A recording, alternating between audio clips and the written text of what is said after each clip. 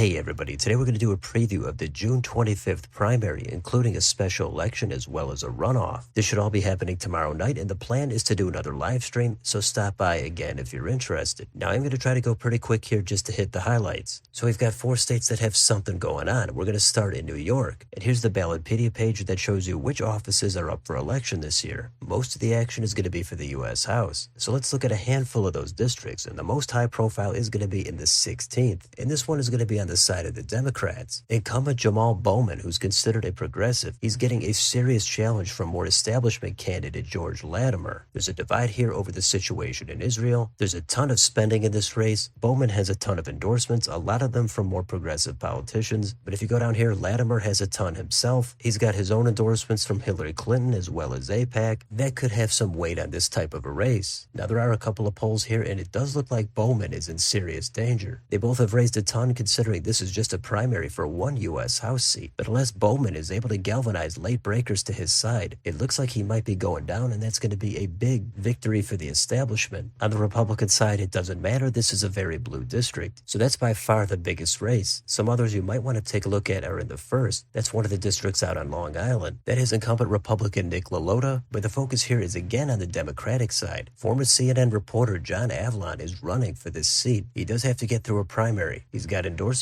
and according to this, he's trailing in fundraising, although his opponent has self-funded a good portion of that. So that's going to be a race to take a look at. In November, LaLota, the Republican, is going to be favored. Next, in the 22nd district. This is an upstate district kind of in the middle of the state, and it has incumbent Republican Brandon Williams. Since the changes to the congressional map since the last election, it could be an uphill climb for Williams. But the focus here is again going to be with the Democrats. They've got a battle here between Sarah Clee Hood and John Mannion. Both of them seem like serious contenders. They've got endorsements. In the one poll from back in March, Mannion does have an advantage. And you can see this race is rated to flip in November. Williams still has a shot, of course. He is the incumbent. But whichever of these two Democrats wins nomination is going to start off with a slight edge. And last, we've got the 24th district. This is another upstate district held by Republican Claudia Tenney. And she's actually getting a primary challenge from Mario Fratto. He ran just 2 years ago, and he got 40% of the vote in that primary. So he's not a complete no-name candidate. Now, Tenney does have the Trump endorsement, and she has a lot more fundraising, so I would expect her to win, but that's another one of the few spots that there's an outside chance for an upset. In November, the Republican is going to be heavily favored. Now, there's also a U.S. Senate election in New York. However, the nominees are already chosen. It's going to be Gillibrand for the Democrats, and the Republicans have Mike Sapercohn. So there's nothing to really talk about in this primary, and in the general election, Gillibrand is going to be heavily favored. Next, we can move on to Colorado. And again, here's the Ballotpedia list of which offices are up for election this year. There's a lot of good information here, but we're going to start in this special election for the U.S. House. And this is actually the general election to replace Republican Kent Buck, who stepped down earlier in the year. The nominees are Greg Lopez for the Republicans and Tricia Calvarese for the Democrats. The winner here will finish the remainder of Kent Buck's term, which of course will expire in January. Now let's move on to the regular U.S. House primaries. So this gets a little bit tricky, but in the 3rd congressional district, we've got incumbent Republican Lauren Boebert. She is running for re-election, but she's moved to the 4th district. She very narrowly won re-election last time, and the 4th district is redder, so she's going to stand a better chance there. So in that special election we just took a look at, that is for the 4th district, and whether Republican Greg Lopez goes on to win or lose, he is not going to be running for a full term in the general election. So what that means is this 3rd district is going to be an open seat with Boebert moving to the 4th, and with that we've got a primary for the Republicans. It's pretty much come down to Ron Hanks and Jeff Hurd. Hanks is going to be considered more controversial and potentially less electable in the general election. Jeff Hurd is going to be considered less controversial. He does have a bunch of endorsements, but it does not look like Donald Trump has yet made an endorsement in this race, according to Wikipedia. We've got one poll here that shows Hurd with an advantage. So based on this, it looks like it might not be that close after all. But keep in mind, there's more than 50% that are undecided. Now for the Democrats, they've got Adam Frisch. He was the nominee for the Dems back in 2022, and he narrowly got close to taking down Boebert. He is considered more moderate, and he's already the presumptive nominee. In the general election, if Hurd is the nominee for the GOP, he should theoretically be favored to win. So with Boebert not running in the 3rd, we can move on to the 4th district where she is running, and that is again going to be to replace Kent Buck, as well as to replace whoever wins that special election. So she does have a primary to get through, but her name ID is very high. It's a redder district. She does have the Trump endorsement. I would expect her to be the nominee. But if you want to see the other candidates, you can take a look at them here. If you go down to the polling, there's not much, plenty of undecideds, but Boebert does have a commanding strong lead. For the Democrats, it looks like Ike McCorkle might be the favorite, although in the general election, any Republican here is going to be heavily favored. Next up, we've got the 5th District, and this is going to be an open seat for the GOP as incumbent Doug Lamborn is retiring. So we've got two candidates, Jeff Crank and Dave Williams. Crank has the endorsement from Lamborn. He's going to be considered a little bit more establishment. Williams has the endorsements from both Trump and Boebert. Now, it's a red enough district that the Republicans should be able to hold it, but just in case, the Democrats have a couple of candidates going at it themselves. And finally, in the 8th District, this is the brand new district that was just added for the last election. Incumbent Democrat Yadira Caraveo is going to be unopposed. Republicans again have a couple of candidates going at it in the primary. Gabe Evans has the Donald Trump endorsement, but he's going to be facing a Dr. Janik Joshi. There's no polling, it's hard to predict. Evans has a little bit more fundraising. I would guess the Trump endorsement is going to put him over the top. And in the general election, this actually should be a competitive race. Next, let's move on to Utah. And again, here's the list of primaries, and there's a lot of action this year in Utah. Let's start in the most high-profile race for U.S. Senate. This, of course, is the Mitt Romney seat, and he's retiring after one term. A lot of the Trump base is looking to get an upgrade here in this very red state. So we've got a list of candidates here. We've got John Curtis, Trent Staggs, and Brad Wilson. Those are the three most high-profile candidates. And I think it might just come down to two, Curtis and Staggs. Curtis is in the U.S. House. He's considered a little bit more moderate. Staggs is a local mayor, and he got the early Trump endorsement. You can see they've all got some, including Brad Wilson, who has the endorsement of Governor Spencer Cox. That might make sense. He is the former Speaker of the House. If you go down to the fundraising, you can see there's a lot of money in this race, although Staggs is trailing. Now we've also got some polling, and another one might drop at the last minute, but generally John Curtis is in the lead. Staggs has been on the upswing, but it might be too little too late. There's about a third that are still undecided. The other thing to point out is Staggs did win the Republican nomination at the state convention. He beat Curtis better than 2-1, but the convention generally has more conservative voters. The primary is the actual race, so this is going to be a good one to take a look at. It seems like Curtis might have enough behind him, but it's always possible Staggs pulls out an upset in the end. Now, the Democrats here are not that much of a factor, just like the Republicans in New York. They've got their nominee chosen here. You can take a look at that if you'd like, but whoever the Republican nominee is going to be heavily favored in November. Let's move on to governor. We've got incumbent Republican Spencer Cox running for re-election. He's gotten criticisms of being too moderate in this super red state, so he is getting a primary challenge from Phil Lyman. It's going to be tough to imagine Cox, the incumbent, going down. There's a little bit of polling here that shows Cox potentially vulnerable, but it doesn't look like it's anything serious. However, again at that state convention, Phil Lyman, the challenger, actually won that contest by about a 2-1 margin. So I would expect Cox to be the nominee, barring some sort of a crazy upset. Meanwhile, the Democrats have Brian King as their nominee, but again, the Dems here are not much of a factor in November. Now, a few districts to glance at for the U.S. House. In the 1st District, incumbent Blake Moore is getting a challenge from Paul Miller. And this is a state where a lot of times the Republicans are viewed as too moderate or establishment, so sometimes they're susceptible to challenges from candidates that are more aligned with the Trump base. And in this race, again at the convention, Paul Miller was actually the winner over Blake Moore. But in the actual primary, I would expect Blake Moore to run away with it. Next, in the 2nd District, recent incumbent Celeste Malloy is getting a primary challenger, Colby Jenkins. Jenkins has the endorsement of Senator Mike Lee, but Malloy has the endorsement of Donald Trump. She's the incumbent, so she should have the advantage, but again at that state convention, Jenkins was the winner over Malloy. So again, it's possible for an upset, but I would expect the incumbents to prevail. And in the 3rd District, this is the seat being vacated by John Curtis. So there's a battle here on the Republican side. There's a few candidates here, and it does not look like Trump has made an endorsement, at least according to Wikipedia. John Dougal already holds statewide office as the auditor there, so you'd think he'd start off with an advantage. However, if you go down and look at the fundraising, this is at least a 4-way race. And at the state convention, the winner was Mike Kennedy, who has the endorsement of other Senator Mike Lee. John Dougal did not even get in the top 5 at that convention. So all those are red districts, not really much to talk about for the general election. Now, there's other statewide races in Utah you might want to take a look at, including Attorney General, but I'm going to move on to the last race, and that's going to be in South Carolina. They've got a runoff. And the first round was only 2 weeks ago, but in the 3rd Congressional District, this is the seat to replace retiring Republican Jeff Duncan. And we've got Sherry Biggs and Mark Burns. Biggs has the endorsement of Governor Henry McMaster. Burns has the endorsement of Donald Trump. If you go down here and take a look at the first round, Burns did lead Biggs, but it was only by about 4.5 points. Turnout is always tricky in primaries and runoffs. I haven't followed the race closely, but I would guess Burns should be able to have enough here to pull it out. We'll see what happens there, but here's a list of other potential races you might want to take a look at on June 25th. Some of this covers more local races in the state legislature, even a few prosecutors. So there's a lot there. I can't go over all of it, but that's a quick overview of what's going on for tomorrow. tomorrow, June 25th. Again, stop by for the live stream and let me know in the comments, what do you think about any of these primaries? How about that Jamal Bowman race in New York? What about the special election in Colorado? And anything you're taking a look at in Utah or maybe South Carolina? Let me know down below on your way out. Don't forget to like, share, and subscribe. Join if you'd like to support the channel. Thanks for watching, and I'll see you next time.